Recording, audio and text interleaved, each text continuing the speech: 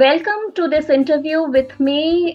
Today I have with me Mona Agarwal, who has just won a bronze medal at the Paralympics here in Paris.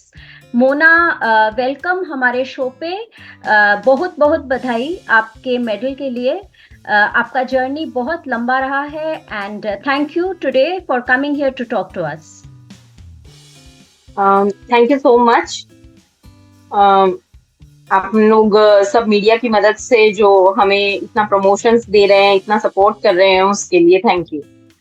Not at all, ये तो हमारा कर्तव्य है। But Mona, ये हमें बताइए कि अभी तो इंडियन शूटिंग जैसे एक नया हाइट पे आ गया है ओलंपिक्स में। मनु भाकर, स्वप्निल, अभी अवनी, आप, तो एंड अभी एक जैसे लेडीज का, you know, all of you ladies, of course हमारे गगन नारंग, अभिनव बिंद्रा वो भी रहे हैं, बट अभी we are seeing a lot of ladies doing very well in shooting. So ये क्या है, ये विमेन पावर शूटिंग में कुछ बोलना चाहेंगी?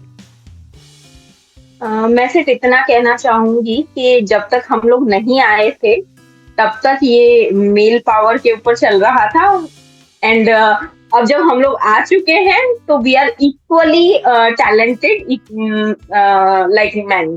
तो हम लोग कहीं पे भी पीछे नहीं रहने वाले हैं।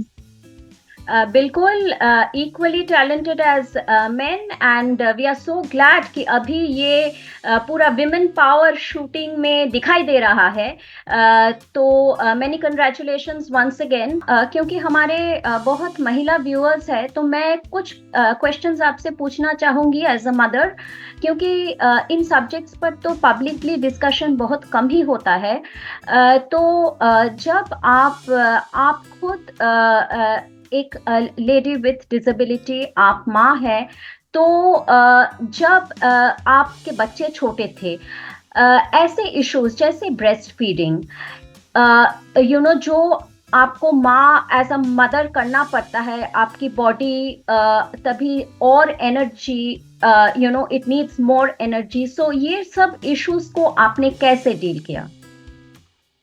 मैं शायद अपने आप को शायद नहीं, मतलब 100% मैं ब्लेस्ड हूँ भगवान से, क्योंकि दोनों ही बच्चों की प्रेगनेंसी के टाइम पे 9 मंथ्स मेरे इतना कंफर्टेबल निकले। मुझे बिल्कुल भी ऐसे नहीं लगा कि मेरी डिसेबिलिटी के साथ मैं प्रेगनेंसी को कैसे हैंडल करूंगी। आफ्टर डिलीवरी मेरी जो डॉक्टर थी, मैं बहुत ज्यादा डर गई थी कि ऑपरेशन करना पड़ेगा तो मैं कैसे वापस से अपनी लाइफ मतलब बैकअप ले पाऊंगी पूरा। उन्होंने मेरे को विश्वास दिया कि तुम्हें अपना रूटीन लाइफ जीने के अंदर कोई प्रॉब्लम नहीं आएगी, चाहे बच्चा सिजेरियन हो। मेरा वेट पुट ऑन उतना नहीं हुआ जितना नॉर्मली सबका हो जाता है। तो वो सारी चीजें शायद कहीं ना कहीं मुझे मेरे अराउंड सराउंडिंग्स के अंदर लोग इतने अच्छे मिले जिन्होंने हर तरह से सपोर्ट किया। इवन बच्चे होने के बाद में फैमिली का सपोर्ट था। शायद मेरे अंदर खुद इतनी एनर्जी थी कि मैं आराम से बच्चों को संभाल सकी। उस समय मेरी जॉब पोस्टिंग जो थी वो बहरोड थी, दैट इज जयपुर से 150 किलोमीटर दूर।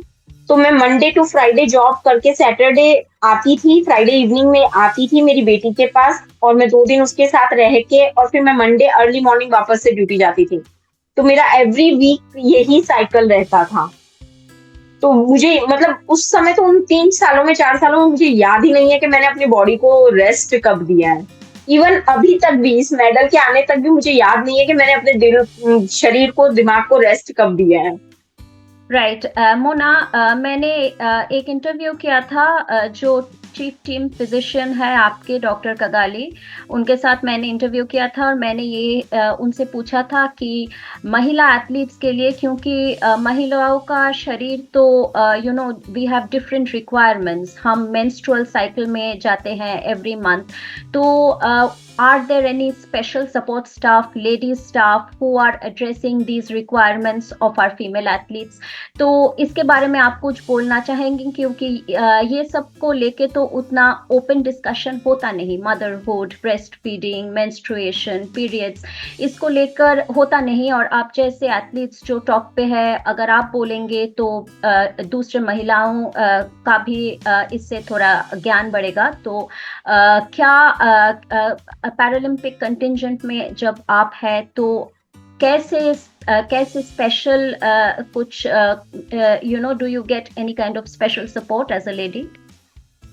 नहीं, हमें एज अ लेडी अगर मैं कहूँ तो ऐसा कोई स्पेशल सपोर्ट मिल नहीं रहा है। और ना ही जो लेडी से रिलेटेड जो प्रॉब्लम्स होती है, मेंस्ट्रुअल साइकिल्स होती हैं या और जो भी प्रॉब्लम्स होती हैं, उनसे रिलेटेड हमें कोई भी सपोर्ट अभी तक नहीं मिला है। उसके पीछे रीजन मुझे जो लगता है वो ये है कि अभी तक उतना लेडीज पैरा प्लेयर्स जो हैं वो आगे आई ही नहीं है वुमेन्स। इस बार हमारे कंटिजेंट के अंदर अप्रोक्सीमेटली 32 या 35 वुमेन्स हैं, वुमेन्स और गर्ल्स। तो ये पहली बार है कि वुमेन्स का इतना बड़ा कंटिजेंट जो है वो पैरा टीम के अंदर ओलंपिक के लिए शामिल हुआ है।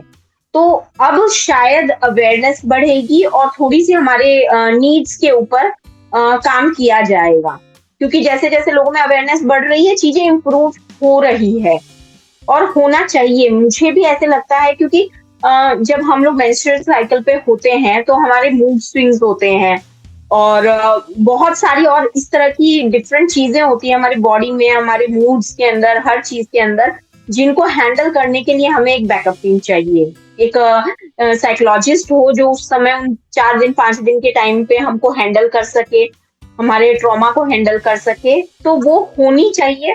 आप इस मैसेज को अगर आगे कहीं भी कैरी फॉरवर्ड करवा सकते हैं तो it would be great for आने वाले प्लेयर्स के लिए। Thank you, Mona.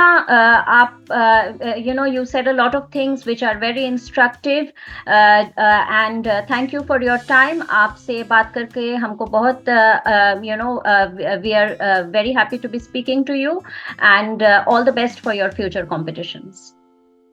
Thank you so much. Thank you.